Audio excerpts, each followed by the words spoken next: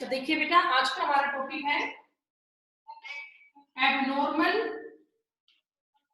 Molar mass. ठीक है, और जो ये टर्म है it is for electrolytic solution. It is for electrolytic solution. What is abnormal molar mass? देखिए बेटा, अभी हमने 4 कोलिगेटिव प्रॉपर्टी करी और चारों कोलिगेटिव प्रॉपर्टीज में जो हमने कंक्लूजन निकाला एप्लीकेशन, वो एप्लीकेशन क्या थी? Calculation of molecular mass of solute. ठीक है, जो हमने एप्लीकेशन करी हर एक कोलिगेटिव प्रॉपर्टी की, उसकी एप्लीकेशन में क्या था? Determination of molar mass of solute.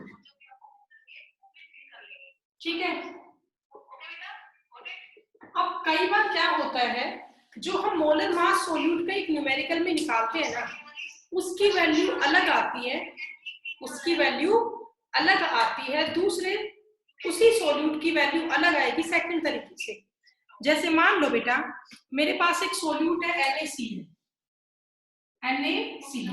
मैं आपको ये कहूँ आप इसका मोलिकुलर मास निकालो, तो आप सब निकाल सकते हो। सोडियम का 23, क्लोरीन का 35.5, ये 58.5 हो गया। तो NaCl का मोलिकुलर मास तो कांस्टेंट ही है ना, ये तो इसका नॉर्मल मोलर मास है जो मैंने बता दिया ऐसे। अब एक मेरे पास किसी न्यूमेरिकल में सॉल्यूट NaCl ही है और मुझे उस न्यूमेरिकल में कोलिगेटिव प्रॉपर्टी के फॉर्मूला लगा के मोलिकुलर मास से निकालना है सॉल्यूट का। तो मैंने उस न्यूमेरिकल में मोलिकुलर मास निकाला सॉल्यूट का, तो मेरा 58.5 नहीं आया, उससे अलग आया। अब ऐसा क्यों हो गया? जब सॉल्यूट NaCl ही है तो जो इसका नॉर्मली मोलर मास होता है वो ही कैलकुलेशन के टाइम पे क्यों नहीं आता? नॉर्मल मोलर मास अलग क्यों आया ऑब्जर्व्ड मोलर मास से? ठीक है, तो जो मोलर मास में वेरिएशन मिलती है in case of electrolytic solution. What are electrolytic solution?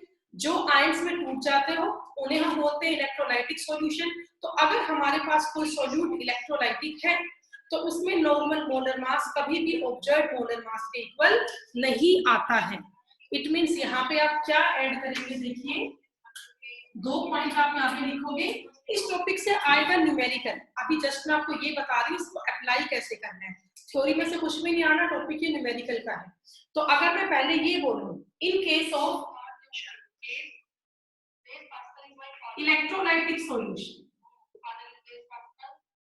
In case of electrolytic solution, for example जैसे बेटा NaCl है, KCl है, K2SO4 है, MgCl2 है, Na2SO4 है, ये सब के सब बेटा आयंस में टूटते हैं, आयनाइज होते हैं ना ये, Na+Cl-, K+Cl-, K+SO4 2-। तो ये जितने भी सॉल्यूट है all of these are electrolytic. तो अगर मैं कभी किसी कोलिगेटिव प्रॉपर्टी से इसका मोलिकुलर मास निकालूंगी तो यहाँ पे ऑब्जर्व्ड मोलर मास है ना, वो बराबर नहीं आएगा नॉर्मल मोलर मास के। यहाँ पे ऑब्जर्व्ड मोलर मास इक्वल नहीं आएगा नॉर्मल मोलर मास के। कब? अगर हमारा सॉल्यूट इलेक्ट्रोलाइटिक है तो। लेकिन सेकंड कंसेप्ट में ये लूं कि हमारा सॉल्यूट नॉन इलेक्ट्रोलाइटिक है। In case of non electrolytic solute, अगर हमारा सॉल्यूट नॉन इलेक्ट्रोलाइटिक होगा तो क्या होगा? तो उस केस में फॉर एग्जांपल जैसे यूरिया है, ग्लूकोज है, सुक्रोज है, यूरिया है, ग्लूकोज है, सुक्रोज है, स्टार्च है, ये सब बेटा आयनाइज नहीं होते। यूरिया, ग्लूकोज, सुक्रोज, स्टार्च, इनमें से कोई भी आयनाइज नहीं होता। तो इन केस में क्या होगा? इन सभी केसेस में जो आपका नॉर्मल मोलर मास है वो ऑब्जर्व्ड मोलर मास के इक्वल होगा। In all of these observed molar mass is equal to normal mass. इन सभी केस में observed molar mass normal molar mass के इक्वल होगा। तो क्या आप मेरी बात को समझे? अगर हमारा सॉल्यूट इलेक्ट्रोलाइटिक है, अगर हमारा सोल्यूट इलेक्ट्रोलाइटिक है तो उस केस में जो हम नॉर्मल मास निकालते हैं किसी भी सोल्यूट का, वो ऑब्जर्व्ड मोलर मास से अलग आएगा। और अगर नॉन इलेक्ट्रोलाइटिक सोल्यूट है, मतलब जो आयनाइज नहीं होता, जो डिसोशिएट नहीं होता, उस केस में नॉर्मल मोलर मास बराबर नहीं होगा ऑब्जर्व्ड मोलर मास। तो ये दो बातें हैं। तो अगर हमारा सोल्यूट इलेक्ट्रोलाइटिक है, ठीक है, तो यहाँ वेरिएशन है, नॉर्मल मास कुछ और था, ऑब्जर्व मास कुछ और आएगा। तो इस केस में हमें एक करेक्शन फैक्टर लगाना पड़ेगा जिसे हम बोलते हैं वान टू हो फैक्टर। ठीक है, अब वो समझो क्या है।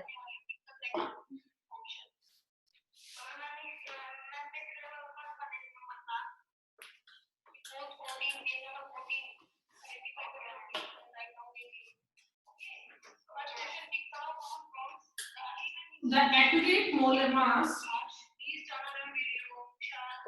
the accurate molar mass can be obtained only when accurate molar mass can be obtained only when accurate molar mass can be obtained only when। ठीक है, तो फर्स्ट क्या होगा बेटा, जो सॉल्यूशन है ना, that should be dilute, solution should be dilute. अगर सॉल्यूशन डाइल्यूट होगा तो ही आपका नॉर्मल मोलर मास बराबर होगा ऑब्जर्व्ड मोलर मास के, कंसंट्रेटेड नहीं होना चाहिए। और सेकंड, जो सोल्यूट है ना, सोल्यूट मस्ट नॉट डिसोशिएट और एसोसिएट इन सॉल्यूशन। जो सोल्यूट है वो ना तो डिसोशिएट हो और ना एसोसिएट हो। तो अगर आप ये दो कंडीशंस का ध्यान रखते हैं कि जो हमारा सॉल्यूशन है वो डाइल्यूट हो और जो सोल्यूट है वो ना तो डिसोशिएट हो और ना ही वो एसोसिएट हो, तो अगर आप इन दो कंडीशंस का ध्यान रखेंगे तो जो हमारा नॉर्मल मोलर मास होगा वो ऑब्जर्व्ड मोलर मास के बराबर ही आएगा। और अगर ये दो कंडीशन फॉलो नहीं हो रही है, आपका सोल्यूट डिसोशिएट या एसोसिएट हो रहा है, तो उस केस में आपका जो मास है उसमें वेरिएशन मिलेगी, नॉर्मल मोलर मास बराबर नहीं मिलेगा ऑब्जर्व्ड मोलर मास। ठीक है, तो अब उसके लिए करेक्शन टर्म यहाँ पे लगेगी जिसे हम क्या बोलते हैं, वान ट्रॉफी फैक्टर बोलते हैं। ओके, तो अब आप हेडिंग डाल लो। अब हम करेक्शन टर्म लगाएंगे वान ट्रॉफी फैक्टर की।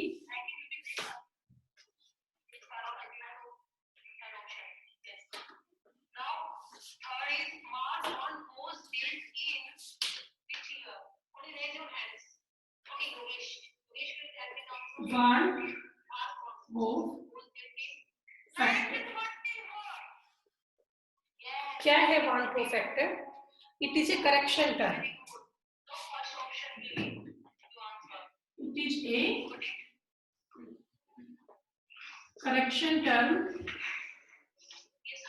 applied in case of, it is a correction term applied in a case of electrolytic solution।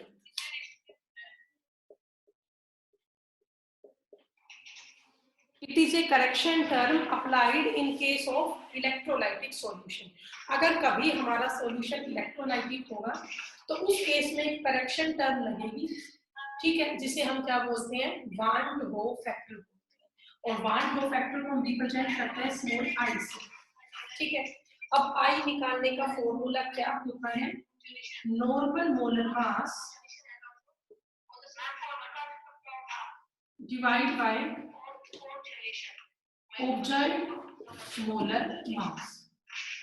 आई निकालने का फॉर्मूला क्या है, normal molar mass divide by observed molar mass. ठीक है, अब इसके अलावा एक और फॉर्मूला है आई निकालने का, i equal to observed value of colligative property divide by normal value of colligative property, ठीक है। Observe value of colligative property divided by normal value of colligative property. Okay, इस तरीके से आप निकाल सकते हैं आई फैक्टर को। यहाँ पे दो तरीके हैं आई निकालने का। पहला तो है normal molar mass divide by observe molar mass, second है observe value of colligative property divide by normal value of colligative property. अब देखिए क्या होगा, इसके आगे देखिए बेटा, ये सब सिर्फ अप्लाई करना है, एग्जाम में इससे कुछ भी नहीं आना।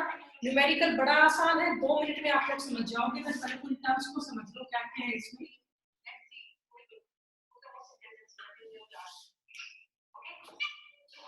अब देखो, if the solute is neither dissociate and nor associate, अगर जो हमारा सोल्यूट है वो ना तो डिसोशिएट हो और ना वो associate, if the solute is neither dissociated और एसोसिएटेड, अगर सोल्यूट ना तो डिसोशिएट हो ना एसोसिएट हो तो उस केस में I इक्वल टू होता है 1। और I इक्वल टू 1 कब आएगा, जहां पे नॉर्मल मोलर मास किसके इक्वल होगा, observed molar mass. I equal to 1 कब होगा, जिस केस में नॉर्मल मोलर मास इक्वल होगा ऑब्जर्व्ड मोलर मास को, ठीक है। Normal molar mass will be equal to observed molar mass, तो उसी केस में I इक्वल टू 1 होगा, ठीक है। अब सेकंड देखिए, जो I की वैल्यू है या तो 1 से छोटी हो या जो I की वैल्यू है वो 1 से बड़ी। ओके, अब जो I की वैल्यू है वो 1 से छोटी कब होगी, जब आपका सोल्यूट है वो एसोसिएट होगा। When solute is associated, और जो I की वैल्यू है वो ग्रेटर देन 1 कब होगी,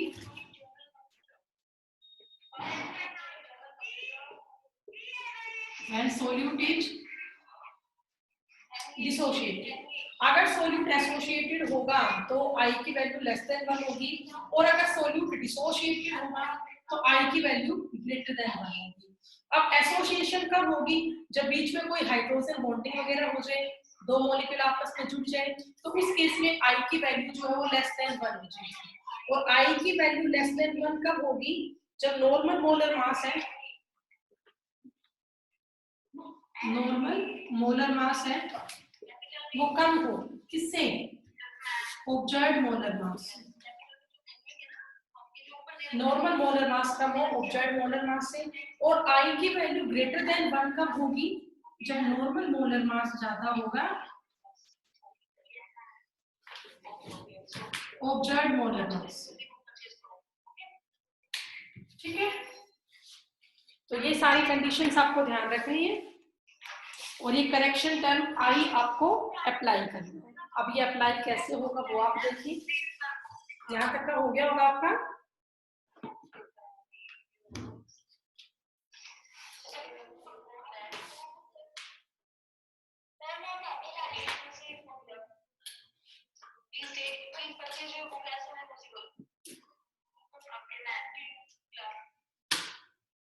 आप देखो बेटा आगे, इन case of electrolytic solute, in case of electrolytic solute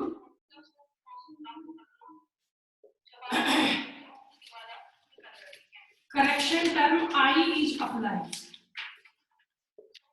in case of electrolytic solute, अगर कभी भी आपका न्यूमेरिकल में सोल्यूट इलेक्ट्रोलाइटिक है तो उस केस में करेक्शन टर्म लगेगी I, ठीक है, अदरवाइज नहीं लगेगी।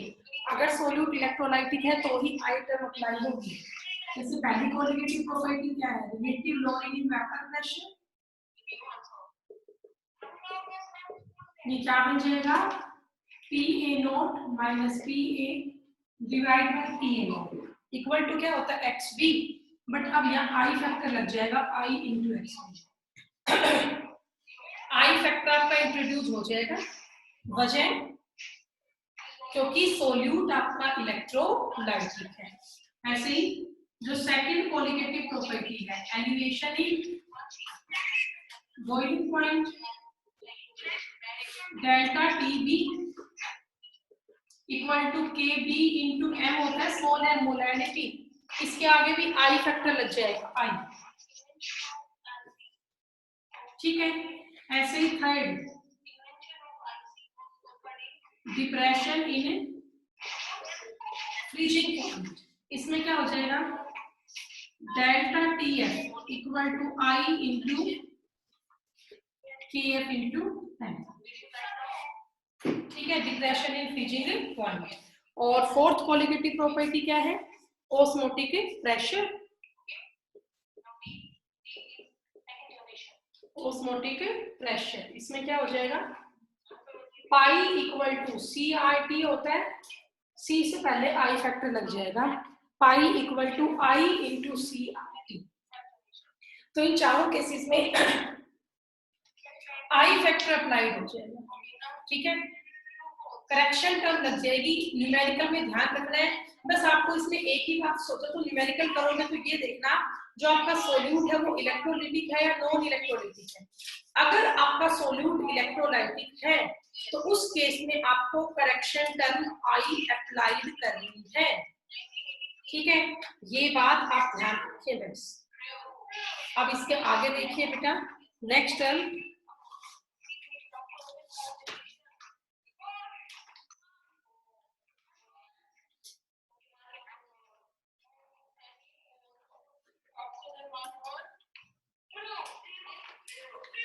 calculation of degree of dissociation, calculation of degree of dissociation या डिग्री ऑफ एसोसिएशन। मान लो बेटा मैंने यहाँ पे लिया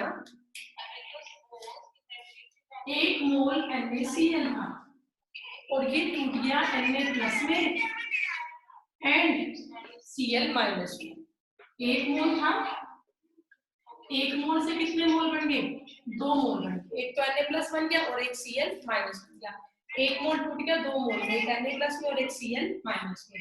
तो इस केस में अल्फा टर्म लगेगी डिग्री ऑफ डिसोसिएशन, अल्फा की टर्म लगेगी डिग्री ऑफ डिसोसिएशन, और अल्फा निकालने का फॉर्मूला क्या होगा I-1 divide by n-1। Alpha निकालने का फॉर्मूला क्या होगा I-1 डिवाइड बाय n-1, ठीक है, ध्यान रखना है। और अगर हमारे पास है association, in case of association अगर कोई सोल्यूट ऐसा है जो एसोसिएट होता हो, फॉर एग्जांपल मैंने 2 मोल किसके लिए एसिटिक एसिड, दोनों आपस में डाइमराइज हो गए और ये बन गया CH3COO की OH की होल ट्वाइस, यहाँ 2 मोल थे, यहाँ 2 मोल से 1 मोल बन गया, ठीक है, यहाँ तो मोल बढ़ गए, एक टूट के 2 में डिवाइड हो गया, यहाँ पे 2 मोल जुड़ के 1 बन गया, ठीक है।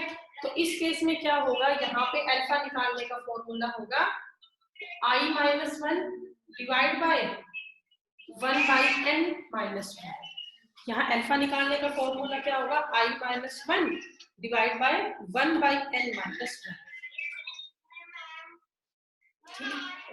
ऐसे करना है बेटा आपको।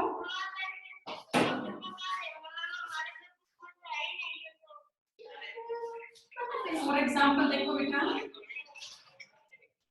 मेरे पास NaCl, ये टूटता है Na प्लस में और Cl माइनस में, तो यहाँ n की वैल्यू होगी 2 क्योंकि 2 n में टूट गया, एक तो Na प्लस और एक Cl माइनस। ऐसे मान लो मेरे पास ये है MgCl2, तो MgCl2 कैसे टूटेगा Mg2 प्लस में plus 2 mole of Cl minus में, Mg2 प्लस में plus 2 mole of Cl minus में, तो आप देखो 1 मोल तो इसका बना और 2 मोल इसके बने, तो 2 और 1 3, n की वैल्यू क्या होगी 3, n की वैल्यू क्या होगी 3। ऐसे मान लो मैंने लिया K2SO4, ये कैसे टूटेगा, 2 mole of K positive plus SO4 2 negative, SO4 2 negative, total कितने आयन बने 3, 2 तो K प्लस की और एक SO4 2 माइनस का, तो n की वैल्यू क्या होगी 3 होगी। फोर्थ मैंने मान लो ये लिया K4 FeCN6, K4 FeCN6 हो गया। अब देखो इसमें कैसे टूटेगा, ये 4 तो इसमें K है, तो 4 तो क्या है K पॉजिटिव प्लस FeCN6, इस पे चार्ज क्या आएगा 4 नेगेटिव, यही होगा ना। 4 तो क्या है K पॉजिटिव प्लस में क्या निकल गया FeCN6, 4 नेगेटिव, 4 K पॉजिटिव है प्लस FeCN6 4 नेगेटिव है, तो टोटल n की वैल्यू क्या हुई 4, तो ये और 1 इसके आगे तो 1 ही है ना बेटा, तो 4 और 1 n की वैल्यू क्या होगी 5, वैल्यू ऑफ n क्या हुई 5। ठीक है, तो आप डायरेक्टली इसमें n की वैल्यू निकाल सकते हैं अगर आपको सोल्यूट इलेक्ट्रोलाइटिक होगा तो।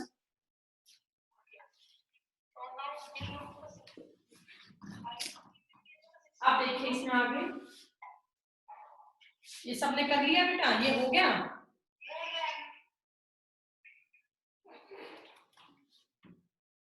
हाँ भाई बोलो,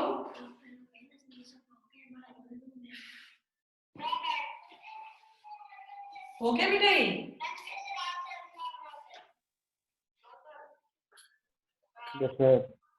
चलो ठीक है। अब इसके आगे देखिए एक न्यूमेरिकल करते हैं, calculate the value of I if K2SO4 is 70% dissociate। Question क्या कह रहा है, calculate the value of I। अब I की वैल्यू निकालो, अगर जो सोल्यूट है वो कितना डिसोशिएट हो रहा है 70%। Calculate the value of I if the solute is dissociated 70%। तो आप बताओ बेटा, आप सबको पता है डिग्री ऑफ डिसोसिएशन का फॉर्मूला क्या है, अभी मैंने आपको लिखवाया alpha equal to I minus 1 divide by n minus 1, ये आप सभी को पता है। In case of dissociation alpha equal to I minus 1 divide by n minus 1। तो अब देखिए यहाँ पे क्या होगा, K2SO4 आपको जैसे वैल्यू ऑफ n निकालो, तो K2SO4 यू टूटेगा 2 mole of K positive plus SO4 2 negative, 2 mole of K positive plus SO4 2 negative. तो आप बताओ इसमें नंबर ऑफ मोल कितने आए 3 आए, 2 तो यहाँ पे K प्लस है, एक यहाँ पे SO4 2 माइनस है, तो टोटल n की वैल्यू क्या आई 2 और 1 3 आई।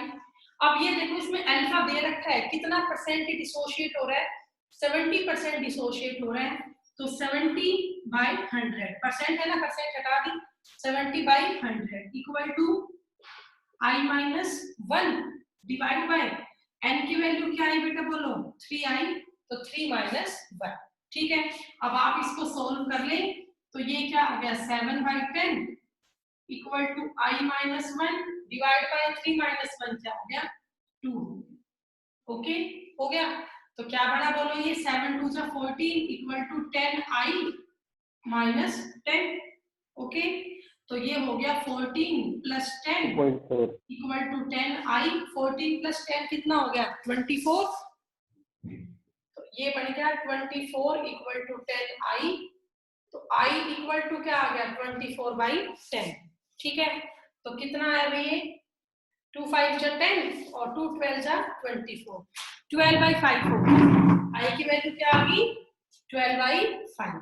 ठीक है, मतलब 2.52 जा 10 2.4 आ गया, वैल्यू ऑफ I क्या आ गई 2.4। ठीक है, समझ गए क्वेश्चन,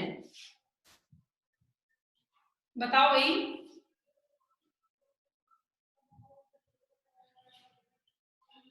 हाँ भी ऐसा क्वेश्चन कर दोगे?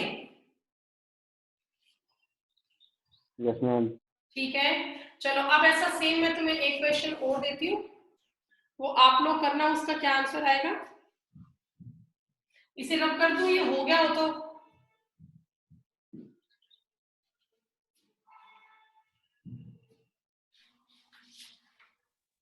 चलो अब मैं तुम्हें सेम ऐसा क्वेश्चन एक और दूंगी, आप लोग करना उसको। Calculate the value of I if, यहां मैं सॉल्यूट चेंज कर देती हूँ, Fe(CN6) इज 30% डिसोशिएटेड। करो बेटा, अब ये क्वेश्चन आपको करना है। वैल्यू ऑफ आई आप निकालो, वैल्यू ऑफ आई निकालो, अगर जो K4FeCN6 है वो 30% डिसोशिएट हो तो। करो।